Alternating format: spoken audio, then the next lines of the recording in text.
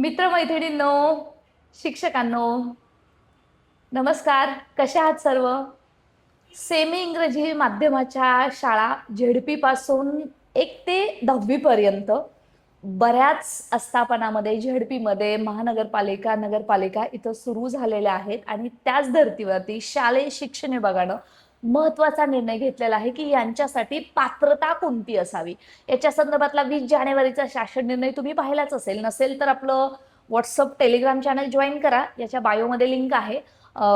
जेणेकरून तुम्हाला तो जी-आर सुद्धा पाहायला मिळेल. त्या जी-आर नुसार पात्रता काय आहे आणि त्याच्यानुसार जे मिसकन्सेप्शन उमेदवारांमध्ये पसरलेलं आहे, त्याच्यामध्ये पहिलं असं आहे की मराठी माध्यमाच्या उमेदवारांना असं म्हणायचं आहे की म्हणजे माध्यमाच्या म्हणजे ज्यांचं डी-एड मराठी माध्यमातून झालेलं आहे, बी-एड मराठी माध्यमातून झालेलं आहे आणि 10वी 12वी मराठी माध्यमातून त्यांनी केलेलं आहे. त्या उमेदवारांना असं म्हणायचं आहे की आमच्यावरती अन्याय होतोय. इंग्रजी माध्यम ज्यांचं प्युअर इंग्लिश मीडियममध्ये झालेलं आहे 10 पर्यंत, मग ते ICSE बोर्डचे असो, CBSE बोर्डचे असो किंवा ज्यांचं इंग्लिश मीडियममधून झालेलं आहे, त्या उमेदवारांना म्हणायचं की आमचा याच्यामध्ये उल्लेखच नाहीये. आणि बाकी ज्यांचा उल्लेख आहे, ज्यांचं डी-एड आणि बी-एड किंवा BPED, सध्या क्रीडा शिक्षक भरती सुद्धा याच पवित्र पोर्टल मार्फत होते, त्यांचं ज्यांचं इंग्रजी माध्यमातून झालेलं आहे त्यांना इथं दिलासा दिलेला आहे का? आणि खरंच 1 ते 5 साठी फक्त मिनिमम क्वालिफिकेशन काय असतं, तर अर्थातच तुमचं डी-एड असायला हवं आणि पेपर 1 पास असायला हवा.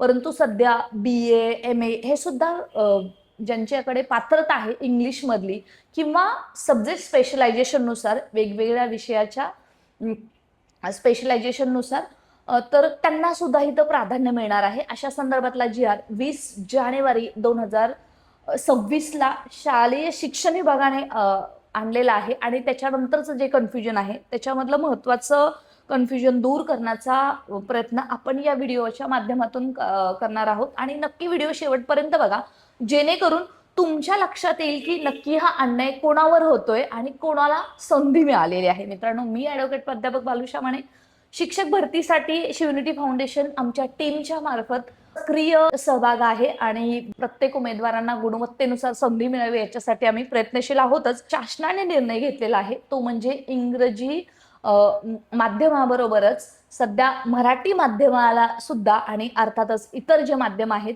त्यांना सुद्धा कशा प्रकारे याच्यामध्ये संधी मिळेल. शिक्षक भरती 2025 जी टेट झालेली आहे त्याच्या संदर्भातला हा जो जी-आर आहे त्याच्यामध्ये महत्त्वाचे विषय आहेत.